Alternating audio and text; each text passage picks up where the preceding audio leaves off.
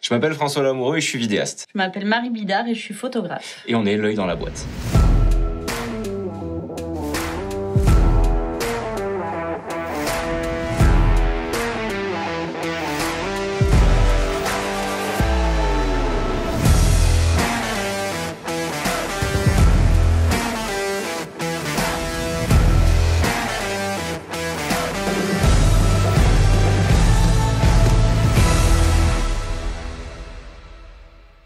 On fait de la photo et de la vidéo dans l'événementiel, principalement du mariage. Et s'il fallait définir un peu notre style, on essaye de naviguer entre quelque chose de très naturel et quelque chose de plutôt dynamique. Parce qu'on aime bien quand ça bouge et quand c'est un peu rock'n'roll quand même. Pour moi, la photo a toujours été présente dans ma vie depuis très très longtemps. La rencontre avec François a été le déclic qui m'a donné vraiment l'envie de me lancer dans ce métier-là de photographe. Et ce qu'on aime par-dessus tout, je pense, c'est raconter des histoires et surtout travailler avec de l'humain, faire des portraits, connaître des gens, rencontrer des gens, discuter et s'enrichir en fait au fil des expériences et au fil des rencontres. Ce qui nous plaît dans la photo, la vidéo de mariage, c'est on se remplit de bonheur, on filme, on capte des gens heureux toute la journée, donc ça nous booste et c'est un réel plaisir. Et l'autre aspect qui est intéressant sur le film et la photo de mariage, c'est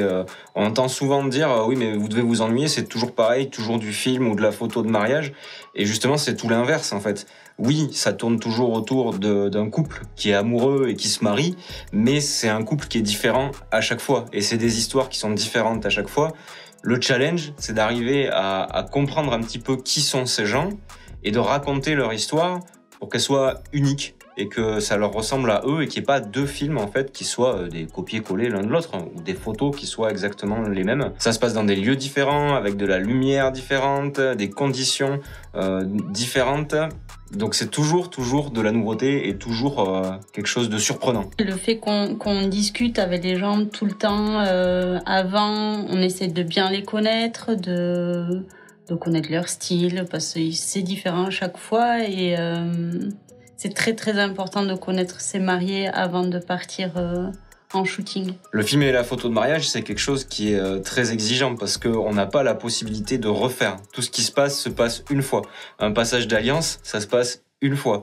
Donc c'est aussi beaucoup de pression, mais c'est ce qui nous booste, je pense aussi, c'est cette adrénaline du fait de ne pas pouvoir recommencer et d'être obligé dans l'instant de composer avec les conditions de lumière et ce qui se passe, qui fait que ça nous booste à chaque fois qu'on y va. C'est un sacré taf, mais ça vaut le coup parce que le résultat après derrière est super intéressant. On capture les souvenirs des gens pour qu'ils puissent les revoir à l'infini. Ce qu'on essaie de communiquer à travers nos images, on travaille beaucoup sur l'émotion, c'est capter des instants que personne ne va voir, c'est toujours être à l'affût de la moindre petite émotion. Il faut capter un regard, un rire, une larme, de la joie, du bonheur. Et ces émotions que les mariés vont pas forcément voir dans la journée et on est là pour leur retranscrire. C'est notre philosophie en tout cas. Et l'autre aspect, c'est pas simplement appuyer sur un bouton et engranger le plus de choses possible, c'est aussi une esthétique qu'on essaie d'avoir. L'idée, c'est qu'au niveau de la vidéo, on ait quelque chose de vraiment beau, pas simplement un reportage factuel, qu'il y ait une dimension un petit peu cinématique et que les gens ils aient un produit fini à la fin qui soit vraiment de très très haute qualité et cousu main en fait, vraiment qui leur ressemble. Alors avec Nikon, on a décidé d'organiser un shooting sur la dune du Pilat qui est la dune la plus haute d'Europe parce qu'on s'est dit que ça pourrait vraiment être un cadre qui serait assez épique, assez fantastique avec un point de vue qui est unique et des conditions de lumière qui pouvaient être vraiment très intéressantes à travailler pour ce shooting-là. Pour ce shooting, on a décidé de le faire en 2 fois. On a fait une session le matin très tôt et une session au coucher du soleil pour avoir la meilleure lumière possible. Et on a monté 3 fois la dune dans la journée. Et on a monté 3 fois la dune dans la journée. On n'a utilisé aucune lumière artificielle parce que dans les conditions d'un mariage, c'est très rare vraiment qu'on utilise de la lumière lumière artificielle, on essaye vraiment de composer avec ce qu'on a, toujours dans un souci de naturel.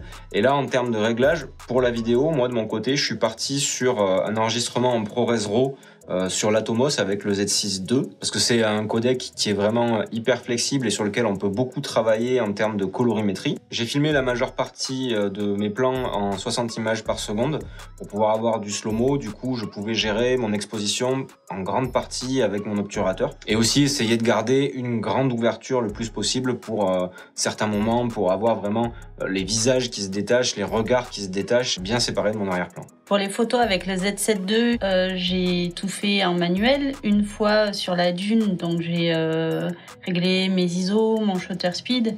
Et ensuite, j'ai pu vraiment me consacrer juste à la composition de ma photo grâce à l'autofocus qui est juste dingue du Nikon. J'ai pu diriger mes mariés sans me poser énormément de questions au final parce que ça roulait tout seul et l'aspect technique pour moi là était pas forcément présent puisque une fois mes réglages faits d'entrée, j'ai pu me consacrer juste à la composition de ma photo et c'est, en mon sens, le plus important.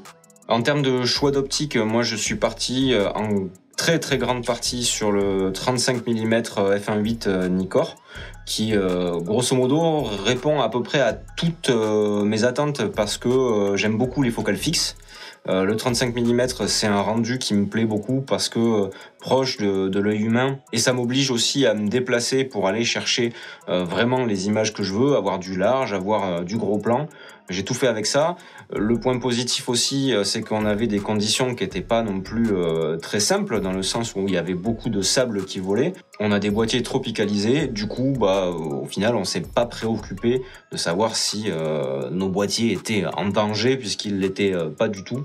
Moi, j'ai même pu poser mon boîtier dans le sable, il y avait vraiment aucun souci. Je suis partie sur le 24-70 f2.8 pour avoir toutes les plages focales que je voulais. Comme ça, j'ai pu faire des plans très larges, très serrés.